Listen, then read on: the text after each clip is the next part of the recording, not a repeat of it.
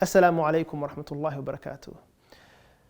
Qadar Allah, we cannot attend Jumu'ah, but there are many sunnahs that we can still do regarding Friday. Among them, of course, being the recitation of Surah Al-Kahf.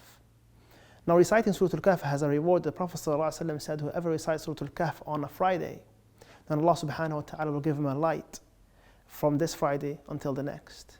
So if you want this light, this guidance, this nur, and some scholars said this is the nur referring to the nur of Yawm al-Qiyamah.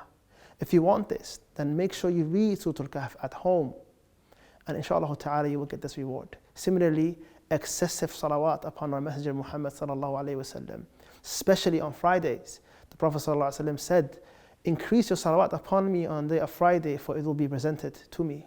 And every time you send salawat upon the Prophet, Allah sends 10 salawat upon you, meaning Allah showers you with His mercy. And lastly, make dua to Allah as often as possible. There is a very special span of time in Friday that if you ask Allah something, this time is known as the hour of acceptance. And if you ask Allah something, Allah will give it to you and He will grant it.